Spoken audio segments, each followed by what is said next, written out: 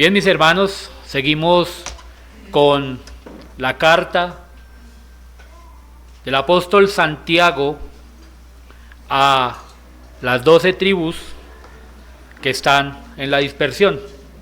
Hace 15 días vimos esta introducción a la carta, vimos algunos aspectos generales de la carta, tales como el tiempo que se escribió, quién lo escribió. Recuerde que hablamos de que lo escribió Jacobo, el hermano de Jesús, el hermano en carne de Jesús, que la escribió también para el que él llama a las 12 tribus que están en la dispersión, aquellos hermanos que están siendo perseguidos a causa de la predicación del evangelio, a causa de su fe. A estos el Señor le permite a Santiago escribirle una carta de ánimo. Hoy, mis hermanos, vamos a seguir con el estudio de esta carta, y como título del sermón le he colocado la paciencia en medio de la prueba. Y vamos a desarrollar esta enseñanza, mis hermanos, en 3 puntos. El primero, el privilegio del creyente de padecer por Cristo. Lo vamos a ver del verso 1 al 4. El segundo punto, la sabiduría especial de Dios. Esto lo vamos a ver del verso 5 al verso 8. Y como tercer y último punto, el contentamiento del creyente. Verso 9 al verso 11. Quiero que piensen una pregunta, mis hermanos, en esta mañana. ¿Qué pasa cuando la fe de un verdadero creyente es probada? Piensen en esta pregunta. ¿Qué pasa cuando la fe de un verdadero creyente es probada? Y vamos a ir al primer punto. El privilegio del creyente de padecer por Cristo. Ahí en sus Biblias, tomen el libro de Santiago y vamos a leer del del verso 2 al verso 4. Hermanos míos, tened por sumo gozo cuando os halléis en diversas pruebas, sabiendo que la prueba de vuestra fe produce paciencia.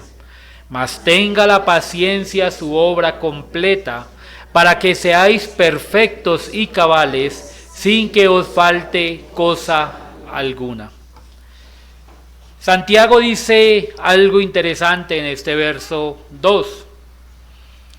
Tened por sumo gozo. Recordemos, como les decía, mis hermanos, que esta carta está dirigida,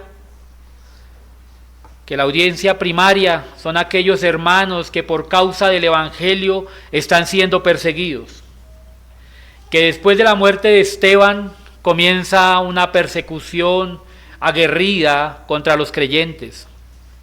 Por esto tuvieron que salir de su ciudad, de Palestina, y de sus casas con sus hijos y mujeres, por la persecución de sus mismos compatriotas judíos. A estas iglesias es la que les está escribiendo Santiago, las que están en la dispersión, las que están perseguidas, las que han salido allá de Palestina.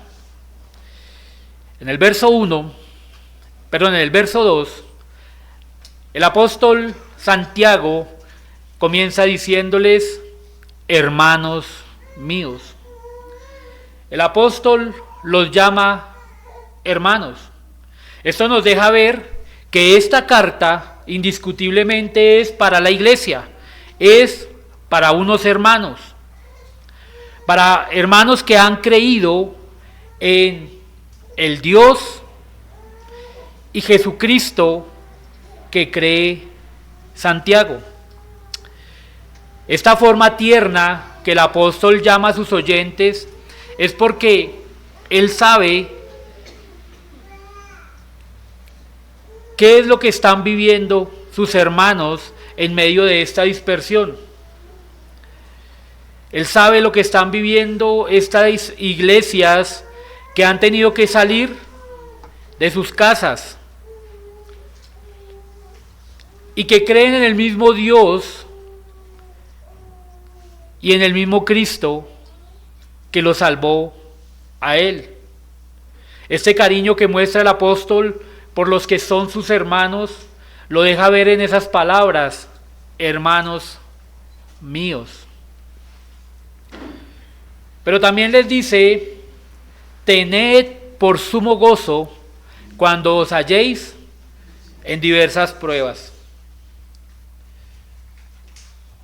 Santiago, mis hermanos, les está diciendo a esta iglesia: gócesen en las diversas pruebas.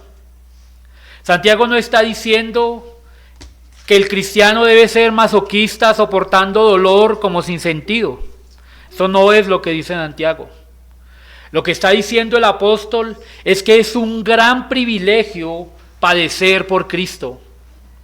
Cuando él dice tener por sumo gozo, estas son palabras de ánimo para una iglesia que está siendo perseguida y que muy seguramente a causa de esta persecución está pasando momentos difíciles, tales como enfermedades, escasez, pobreza.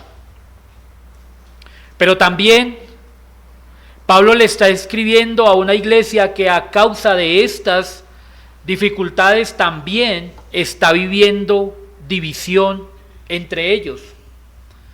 Miremos lo que dice el capítulo 5, verso 1.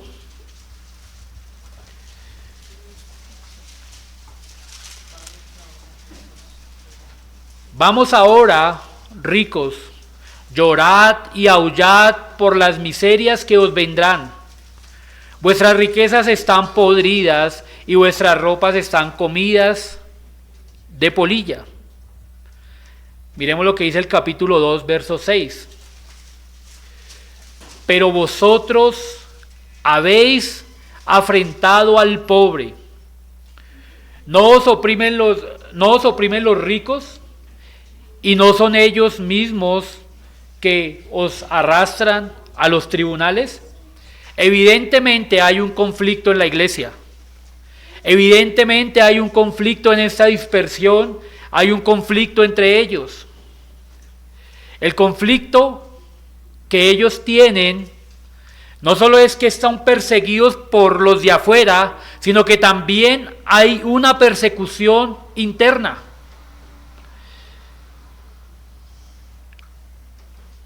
Hay un conflicto entre ellos que, según lo que dice Santiago, se querían comer los unos a los otros, como pasaba en Gálatas.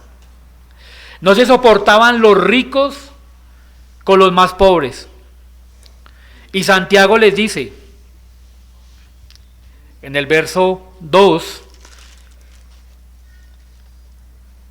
en el verso 1, en el capítulo 1, verso 27, la religión pura y sin mácula delante de Dios, el Padre, es esta: visitar a los huérfanos y a las viudas en sus tribulaciones y guardarse sin mancha del mundo.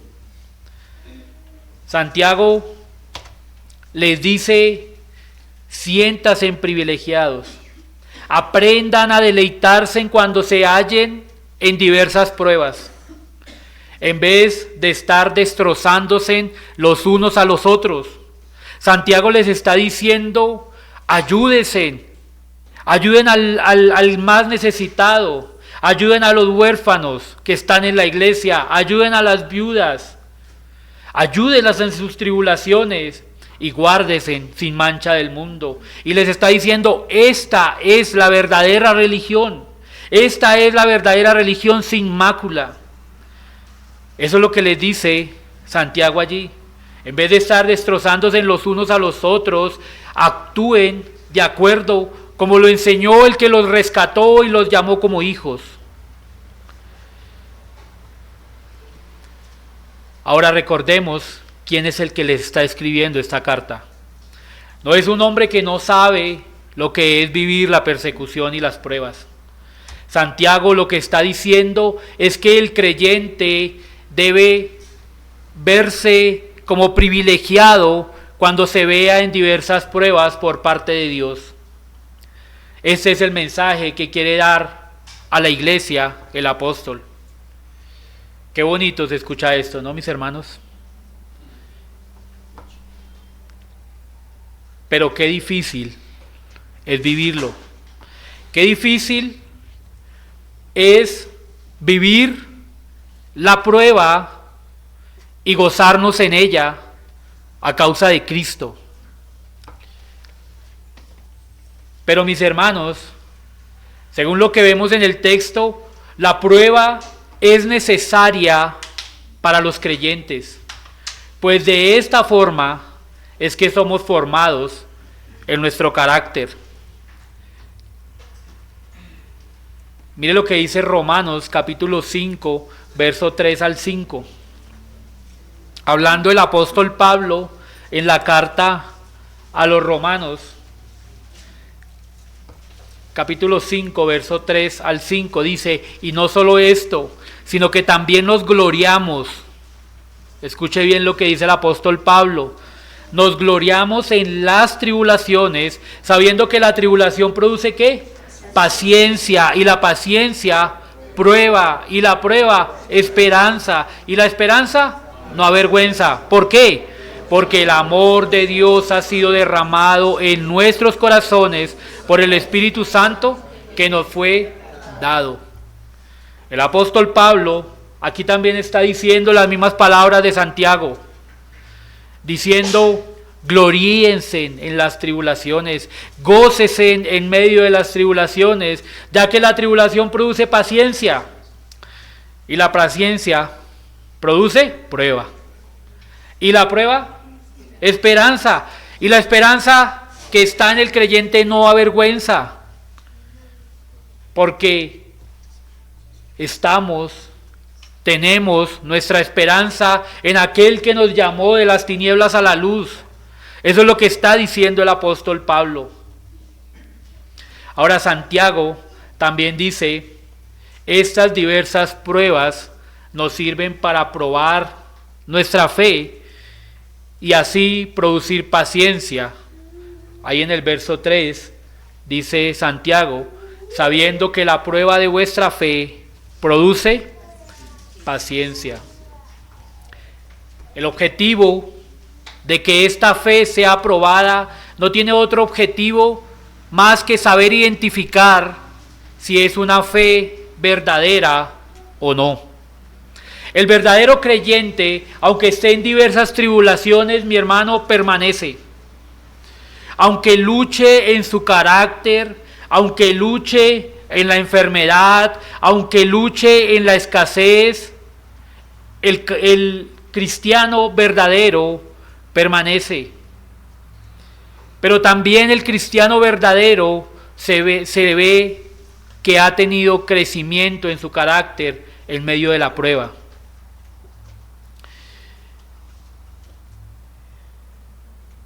Un verdadero creyente, aunque luche en su carácter, aunque en su carácter viva tribulación, el creyente no aparenta ser creyente en medio de la tribulación. Un no creyente, mi hermano, en medio de la tribulación se retira, se va.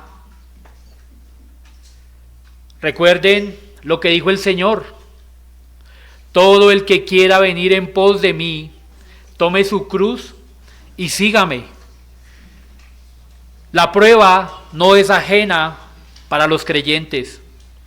El Señor Jesús mismo le dijo: todo aquel que quiera venir en pos de mí va a vivir bien, va a tener prosperidad, no va a tener enfermedad.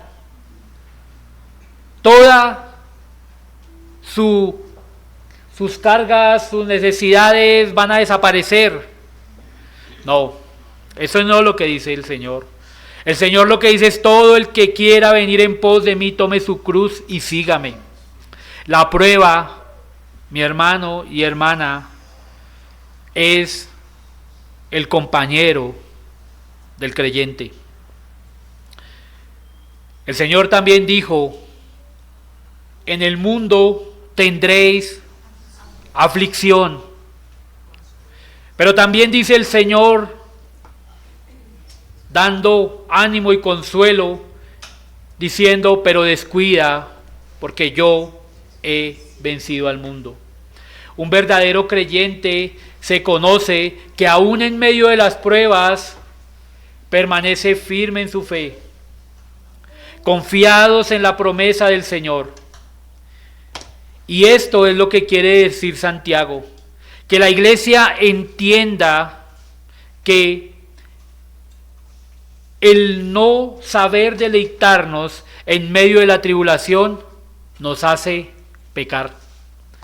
El apóstol Santiago no solo quiere diciéndole: por favor, hermanos, tened por sumo gozo en medio de las tribulaciones, en medio de las pruebas, esto con el fin de que no pequen cuando estén en la prueba, que no pequen cuando estén en medio de la tribulación. Y eso era lo que estaba pasando con la iglesia. ¿Qué estaba pasando con estas iglesias? Que en medio de la tribulación se estaban acabando los unos a los otros. En medio de la dificultad se estaban acabando como iglesia. Dice también Santiago, ahí en el verso 4, mas tenga la paciencia su obra completa, para que seáis perfectos y cabales, sin que os falte cosa alguna. Esta paciencia que habla el texto no es la paciencia del que espera algo, de la que nosotros estamos acostumbrados a decir cuando alguien es incumplido y decimos: toca tener paciencia. No, esto no es lo que dice el texto. Lo que dice el texto cuando se refiere a la paciencia es soportar la prueba esperando que posiblemente venga una peor. Sabiendo que esto nos hace maduros en nuestra fe. Miremos un ejemplo bíblico de unos hermanos que aprendieron a gozarse en medio de la prueba. Hechos, capítulo 16, verso 23 al 25.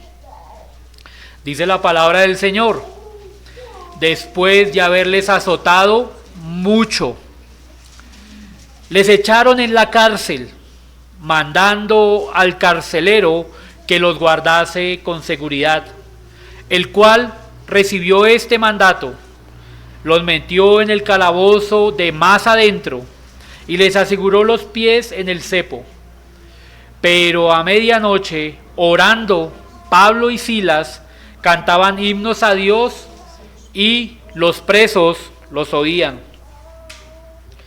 Pablo y Silas son un ejemplo de unos hermanos que aprendieron a gozarse en medio de la tribulación y de las pruebas. Pablo canta el Evangelio. Pablo ora en medio de la tribulación. Imagínense este cuadro. Han sido azotados. No poquito, mucho. Los llevaron a la cárcel, pero no a la cárcel, sino a la de más adentro. Les pusieron cepo en los pies. Y el apóstol Pablo y Silas cantaban himnos. Esta tribulación que vivió Pablo, obviamente fue para la gloria del Señor. Esta prueba por la cual estaban pasando fue para que el carcelero de Filipo se arrepintiera. Pero la pregunta es: ¿qué los lleva a ellos a cantar en medio de semejante prueba? Pues que en ellos ya había obrado esa paciencia que los hacía perfectos y cabales en medio de la prueba. Nadie puede tener más paciencia, mis hermanos, que alguien en el que Dios ha obrado por medio de la prueba y sabe lo que es esperar en medio del dolor y la dificultad. Esto nos muestra la Escritura. Ahora, qué difícil es esto, mis hermanos. Qué difícil es estar en medio de la prueba y en medio de la dificultad glorificar el nombre del Señor. Qué difícil es tener sumo gozo en medio de la dificultad. Pero si alguien es ejemplo de paciencia, fue nuestro amado Cristo. En Mateo 27, verso 24, dice la palabra del Señor: viendo Pilato que nada adelantaba, sino que se hacía más alboroto, tomó agua y se lavó las manos delante del pueblo, diciendo: inocente soy yo de la sangre de este justo, allá vosotros. Y respondió todo el pueblo, dijo: su sangre sea sobre nosotros y sobre nuestros hijos. Entonces le soltó a Barrabás, y habiendo azotado a Jesús, le entregó para ser crucificado. ¿Quién está siendo azotado? Jesús, Dios, el que se despojó siendo Dios y se hizo hombre por amor a nosotros. Allí está Cristo soportando la prueba. Entonces los soldados le golpearon, llevaron a Jesús al pretorio y reunieron alrededor de él a toda la compañía, y desnudándole, piensen en este cuadro, le echaron encima un manto de escarlata y pusieron sobre su cabeza una corona tejida de espinas y una caña en su mano derecha, e hincando la rodilla delante de él, le escarnecían diciendo: salve, Rey de los judíos. Se burlaban de él y escupiéndole tomaban la caña y le golpeaban en la cabeza. Después de haberle escarnecido, le quitaron el manto, le pusieron sus vestidos y le llevaron para crucificarle. Cristo es la muestra de paciencia, de gozo en medio de la tribulación.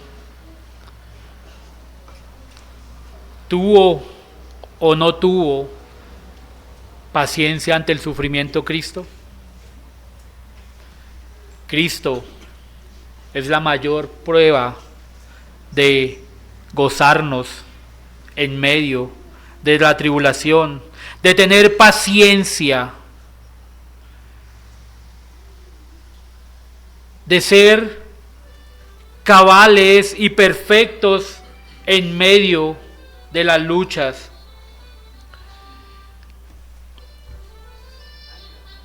Nosotros debemos anhelar que podamos gozarnos, mis hermanos, como lo dice Santiago a estas iglesias. En ese privilegio de ser probados en nuestra fe por medio de las diversas pruebas, sabiendo que, como dice la palabra del Señor en 2 de Corintios capítulo 4, versos 17 y 18, porque esta leve tribulación momentánea produce en nosotros un cada vez más excelente y eterno peso de gloria, no mirando las cosas que se ven, sino las que no se ven. Pues las cosas que se ven son temporales, pero las cosas que no se ven son eternas. Mis hermanos, todo lo que vivimos en este mundo es una leve tribulación. Una leve tribulación que no se compara con las cosas eternas. Que no se comparan con la eternidad en Cristo. Esta leve tribulación momentánea, como lo dice la palabra del Señor, como lo dice el apóstol Pablo, no se comparan con esa grandiosa promesa de tener una eternidad en Cristo. Mis hermanos, un día la enfermedad pasará, un día la escasez terminará, un día la lucha con mi familia, con mis hijos, pasará. Hoy, mis hermanos, nosotros no somos perseguidos como lo estaba siendo perseguida esta iglesia, pero sí vivimos diversas pruebas que nos maduran en nuestra fe y nos enseñan a conocer en quién hemos confiado. Un creyente que ha sido pasado por la tribulación y por las pruebas no es igual. La tribulación, las pruebas hacen que crezcamos en nuestra fe, que tengamos confianza y que aprendamos a esperar con gozo en el Cristo que nos salvó.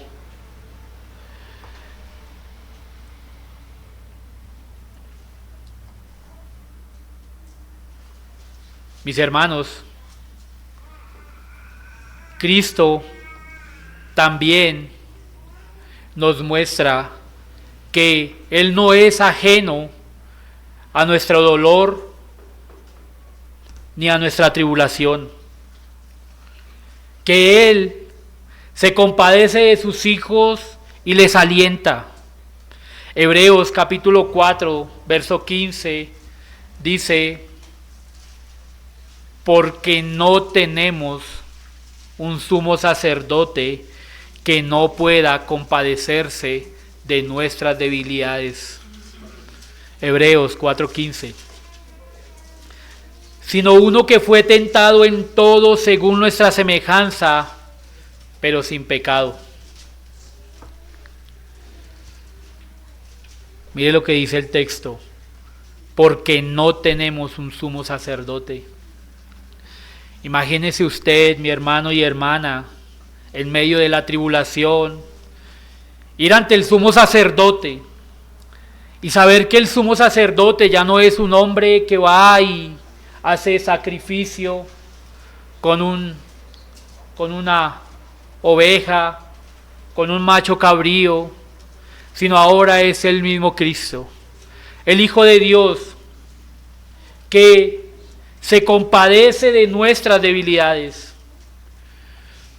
Piense, mi hermano, que en medio de la tribulación y del dolor y de la angustia, Cristo se está compadeciendo de nosotros.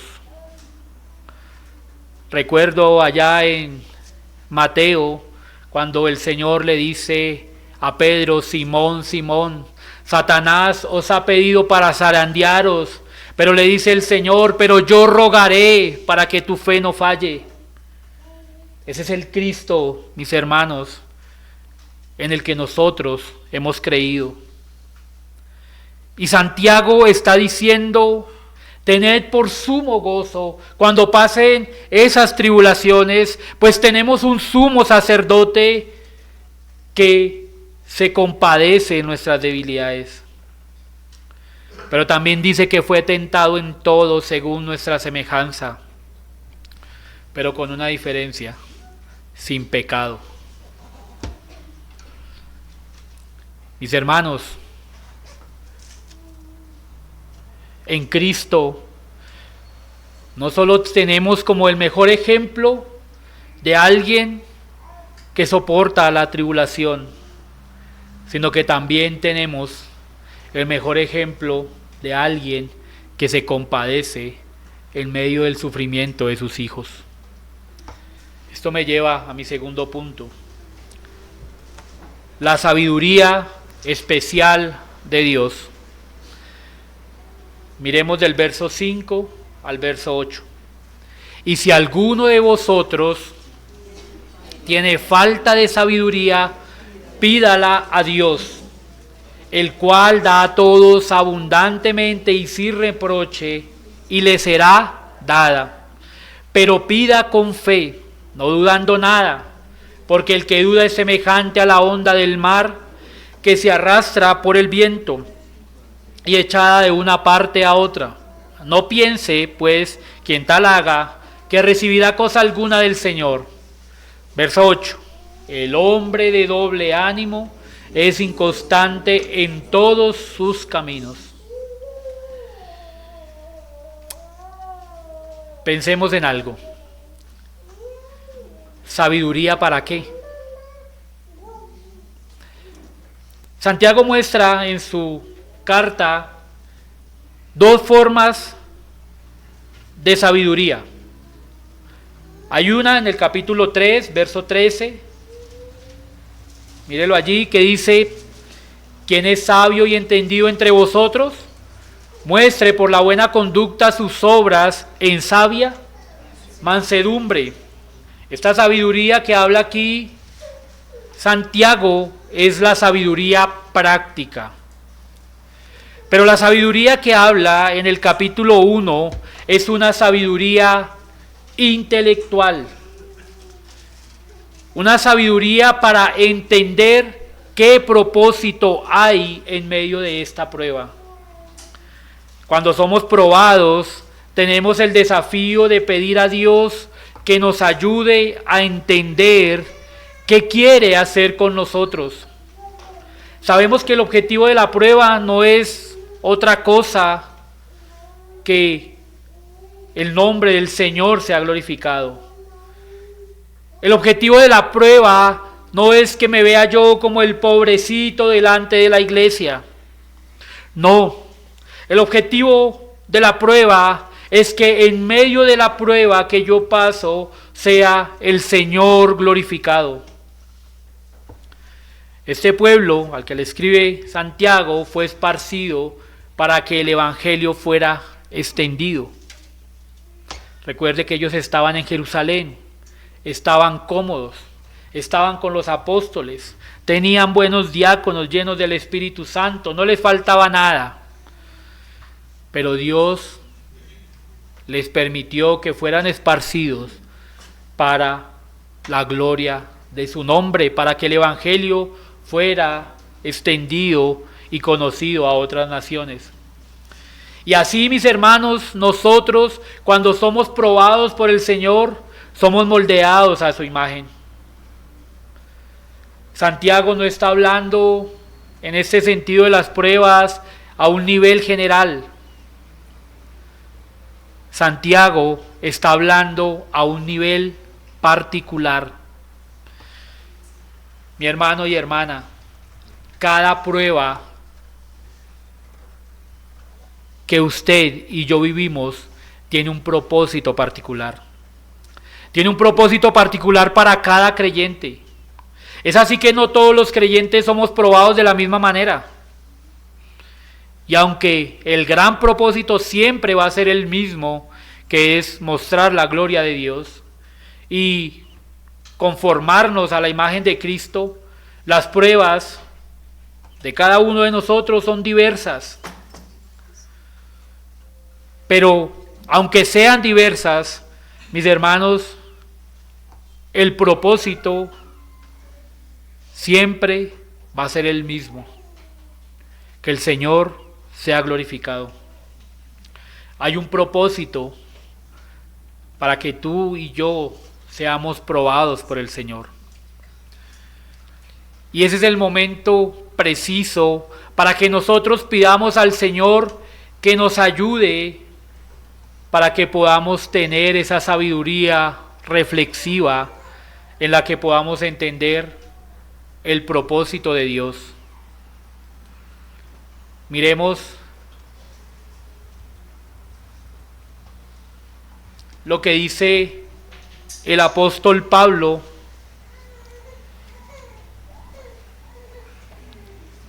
en 2 Corintios.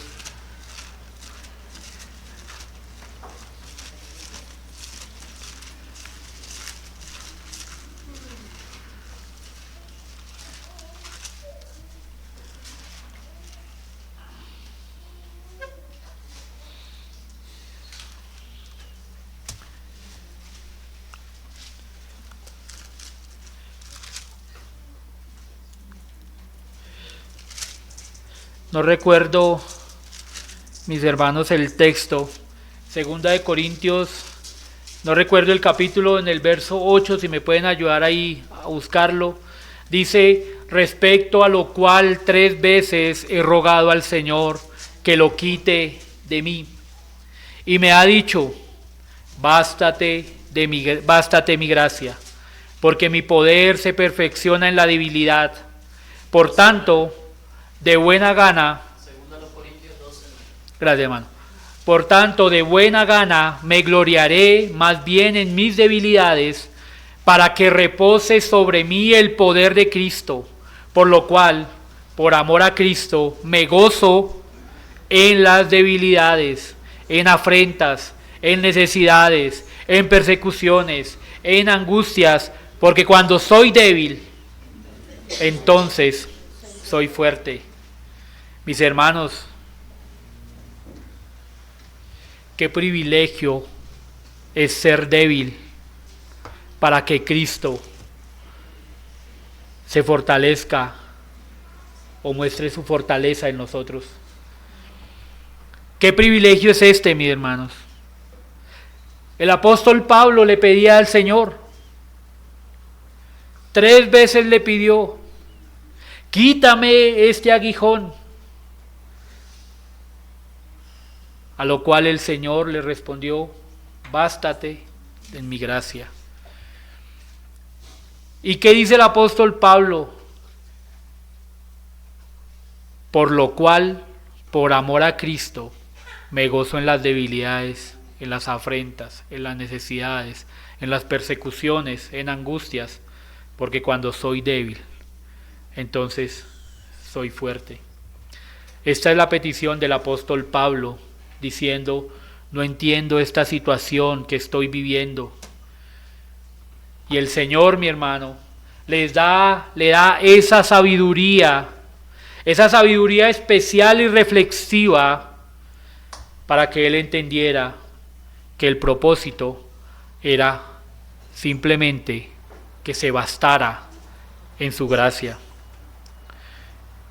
Pero también Cristo, mis hermanos, esa es la mayor muestra de sabiduría especial y reflexiva. Mateo capítulo 26, verso 36 al 39. Dice, Mateo 26, 36 al 39.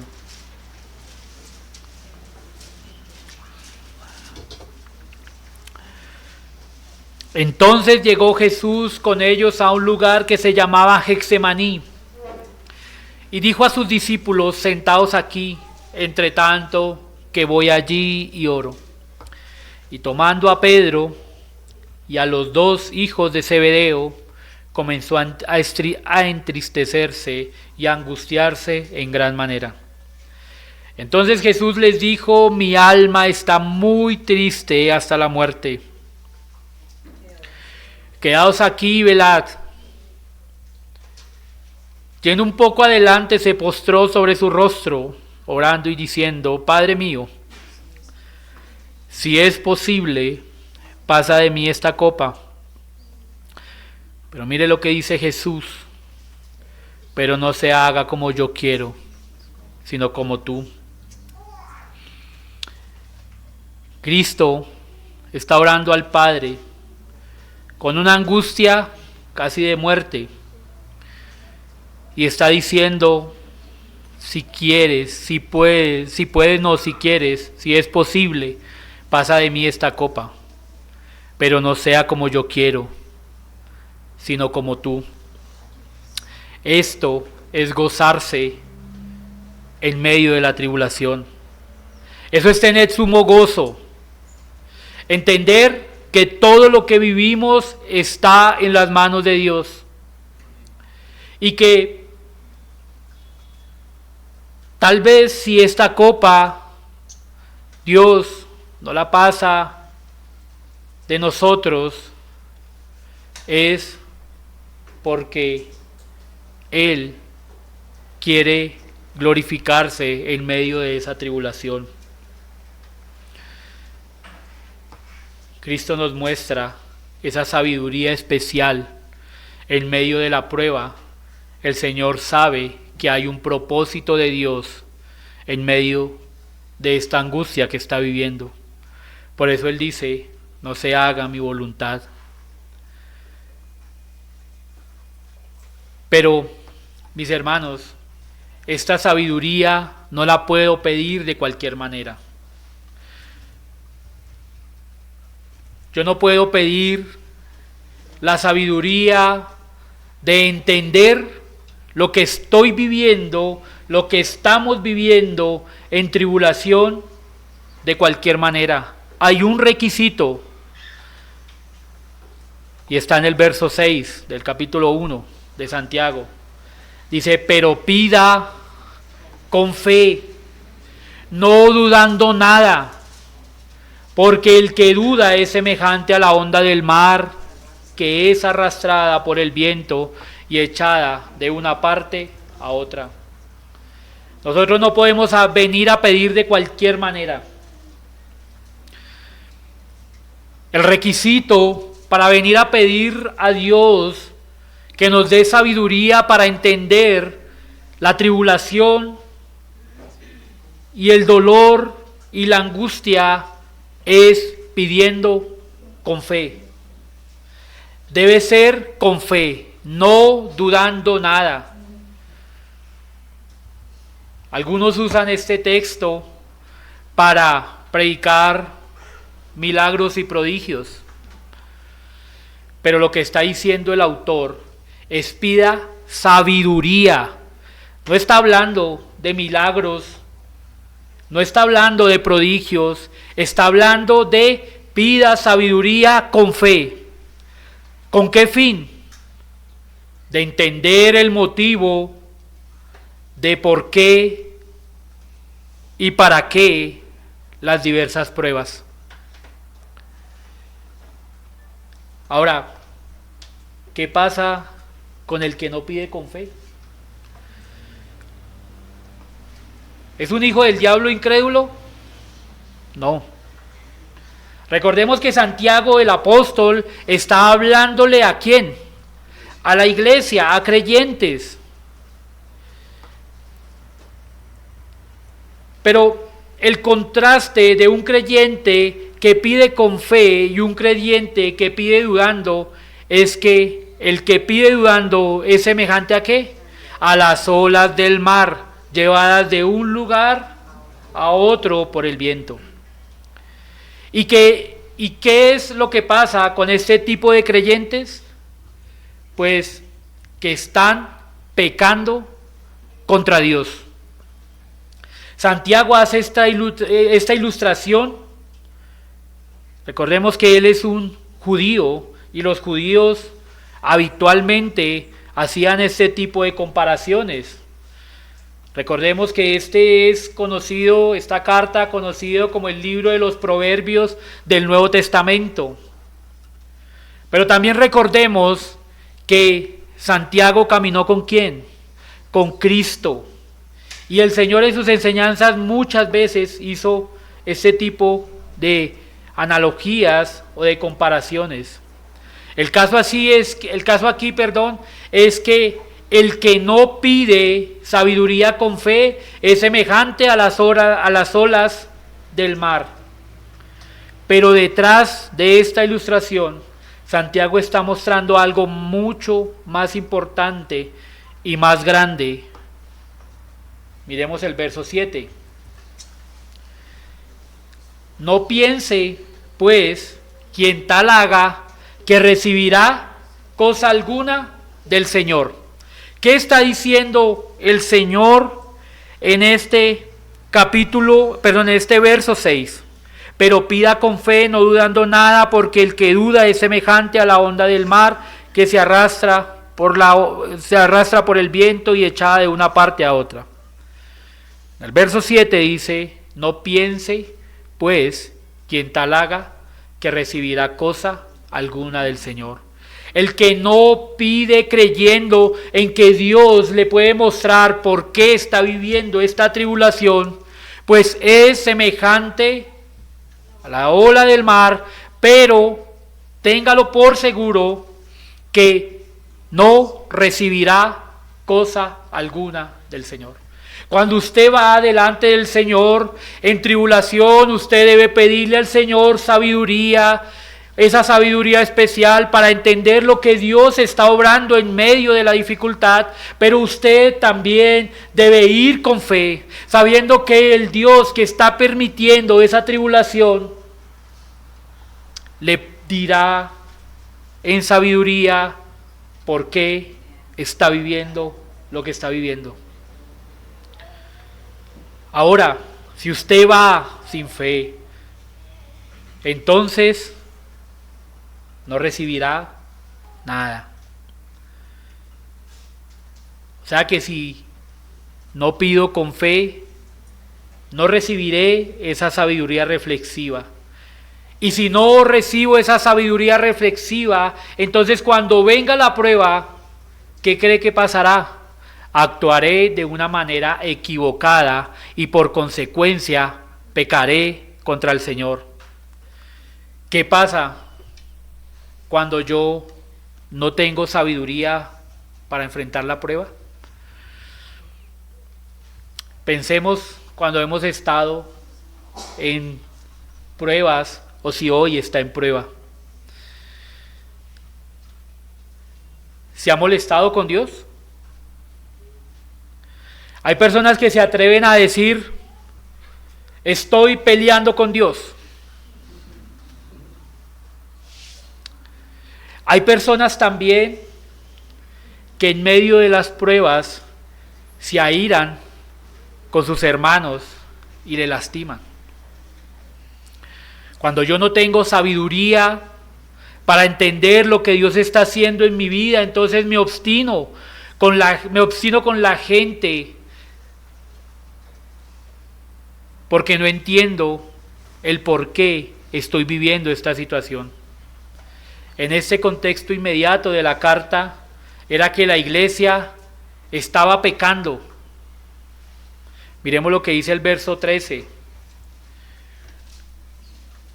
Cuando alguno es tentado, no diga que es tentado de parte de Dios, porque Dios no puede ser tentado por el mal, ni Él tienta a nadie.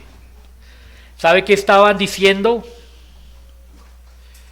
Ellos estaban culpando a Dios de las pruebas que estaban viviendo.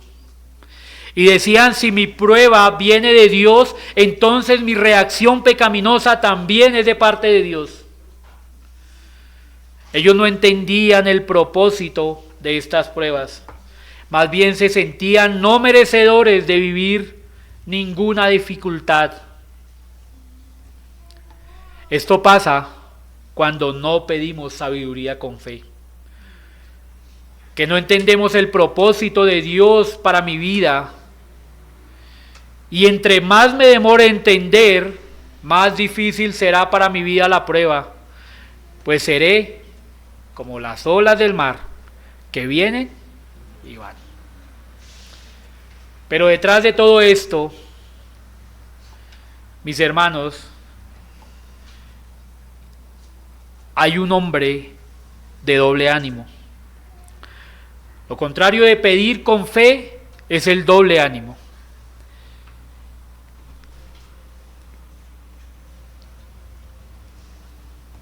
Un creyente que no pide con fe es un creyente de doble ánimo. Y este es inconstante en todo lo que hace.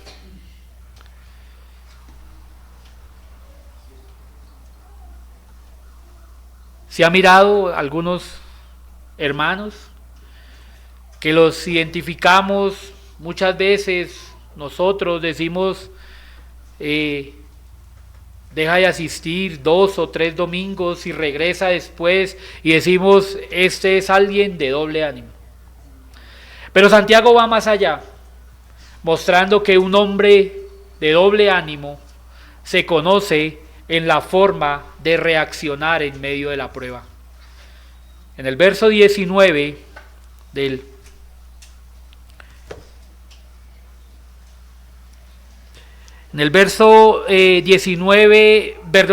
capítulo 1, verso 19 dice: por esto, mis amados hermanos, todo hombre sea pronto para oír, tardo para hablar, tardo para irarse.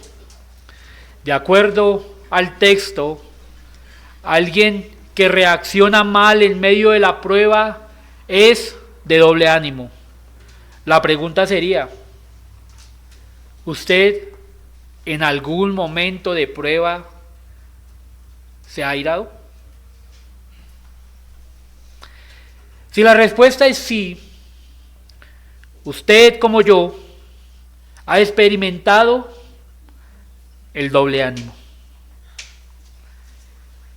Pero si usted se airó en medio de la prueba, esto quiere decir que usted y yo necesitamos crecer más en la fe. Y por consecuencia, mi hermano y hermana, usted necesita esta prueba. Usted necesita la prueba que está viviendo. Pues recuerde que el objetivo de la prueba es crecer todos los días en el conocimiento de Dios. Mire lo que dice el capítulo 4, verso 1.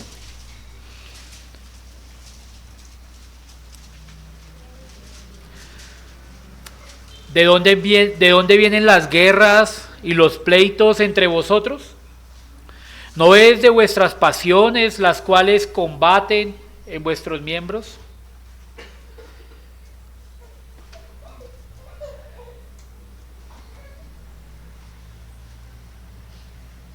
Otra pregunta: ¿en algún momento te has airado con un hermano de la iglesia a causa de la tribulación o de la prueba?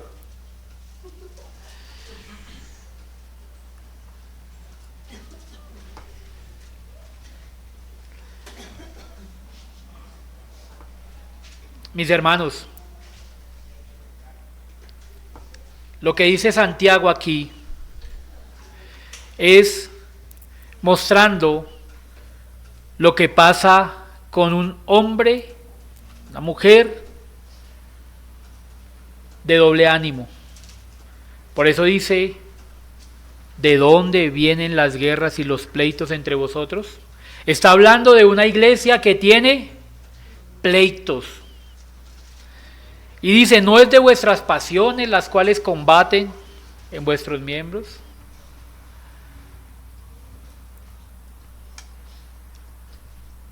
Mis hermanos, las pruebas de parte del Señor también son para moldear nuestro carácter. Y para que en medio de ese carácter moldeado yo sepa vivir con mis hermanos de una manera fraterna y de una manera amorosa.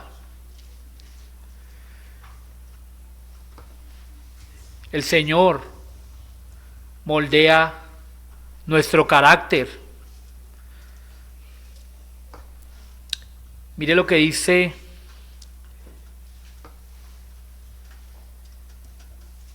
la palabra del Señor: acercaos a Dios y Él se acercará a vosotros.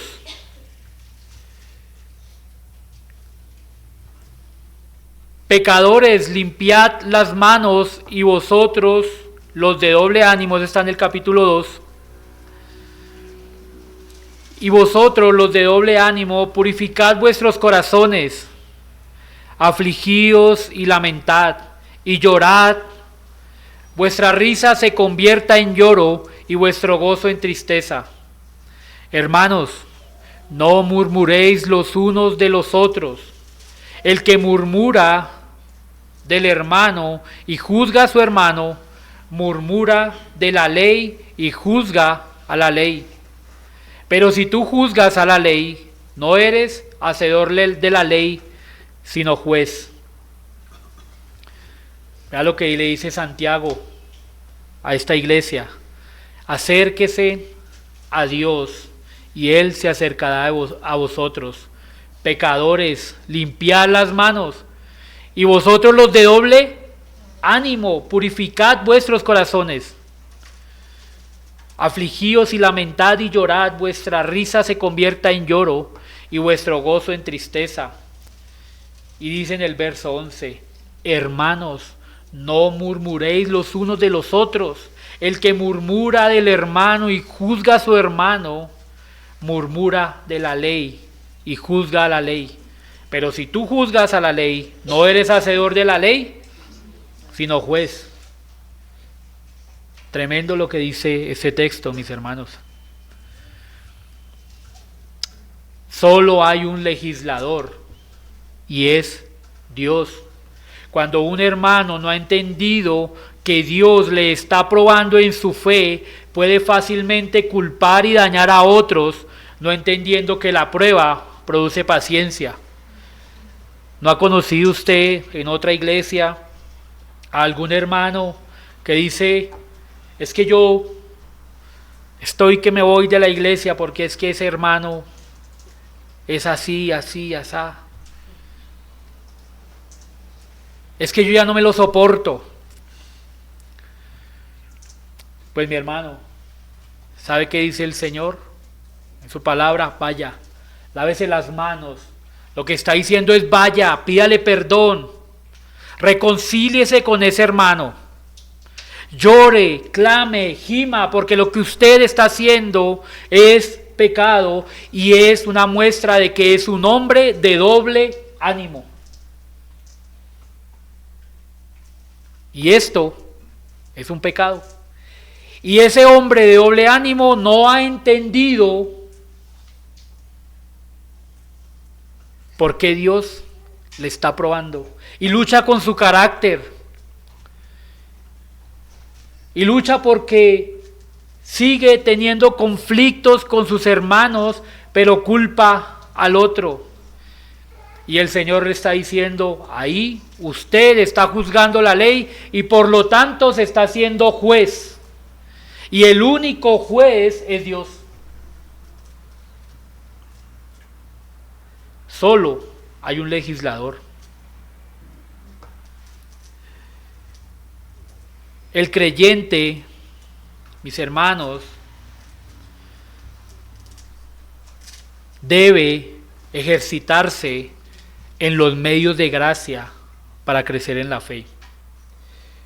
¿Qué tiene que hacer ese hombre de doble ánimo? Leer la Escritura, orar, ser expuesto en la predicación,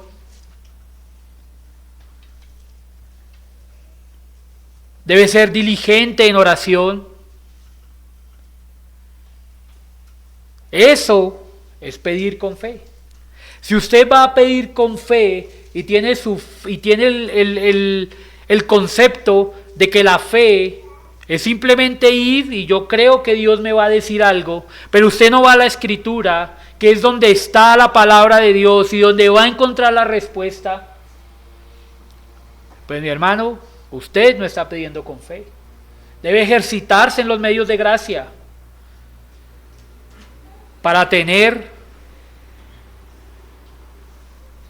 esa sabiduría reflexiva y usted pueda entender qué es lo que Dios está formando en usted y que no es culpa de su hermano, sino que Dios está formando en su carácter para que usted aprenda a amar a su hermano y a vivir como creyente.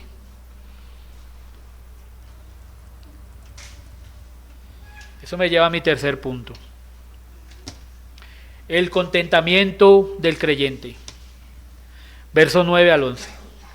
El hermano que es de humilde condición, gloríese en su exaltación. Pero el que es rico, en su humillación. Porque él pasará como la flor de la hierba. Porque cuando sale el sol con calor abrasador, la hierba se seca, su flor se cae y perece su hermosa apariencia. Así también se marchitará el rico en todas sus empresas. Aquí hay un contraste de la riqueza espiritual y la riqueza material. Hay verdaderos creyentes que tienen necesidades materiales, que son pobres en su economía. Esto es contrario a lo que enseña el mal llamado Evangelio de la Prosperidad. Porque Santiago aquí nos está mostrando que en la iglesia sí hay pobres.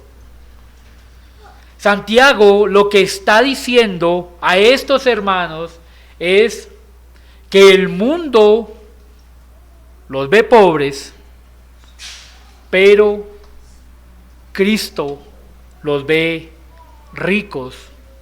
Y está diciendo Santiago, gloríese en lo que son ricos, en su vida espiritual.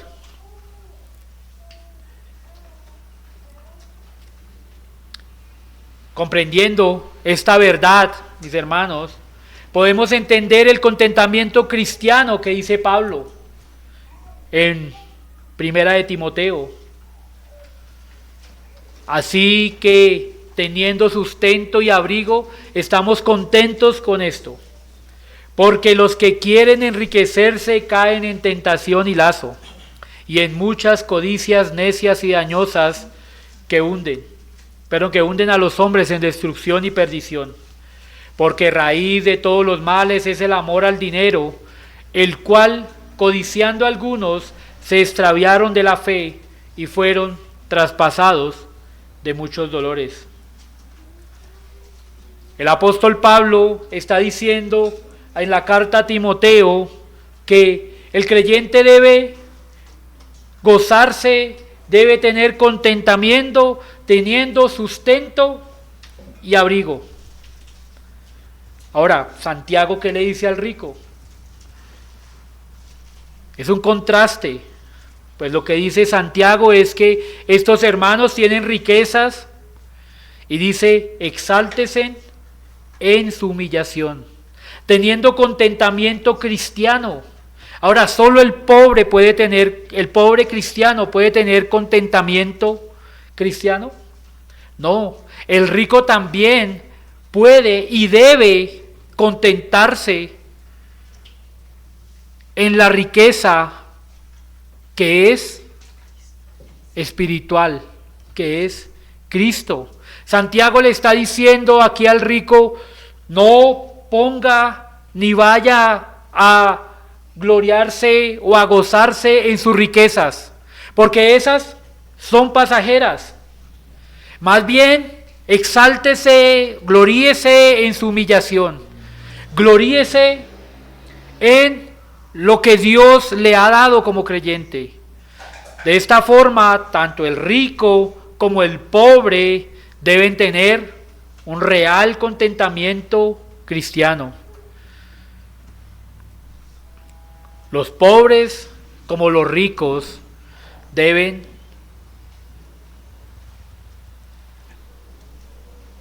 tener un contentamiento cristiano. El pobre gloriándose en lo que es rico, y el rico, el que tiene recursos, gloriándose en lo que verdaderamente no perece, que es Cristo.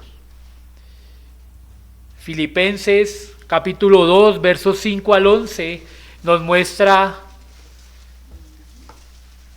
el ejemplo de lo que es un contentamiento verdadero, nuevamente en la persona de Cristo.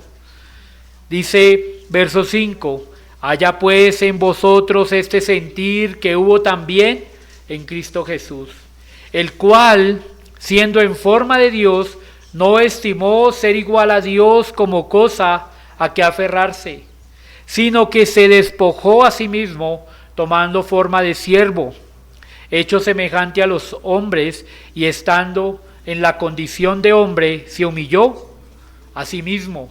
Aquí la humillación de Cristo, haciéndose obediente hasta la muerte y muerte de cruz, por lo cual Dios también le exaltó hasta lo sumo y le dio un nombre que es sobre todo nombre, para que en el nombre de Jesús se doble toda rodilla de los que están en los cielos y en la tierra y debajo de la tierra, y toda lengua confiese que Jesucristo es el Señor, para gloria de Dios Padre.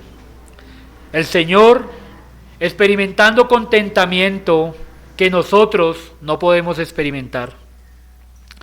Mis hermanos, que el Señor nos ayude para que podamos aprender a dar gracias en medio de la prueba.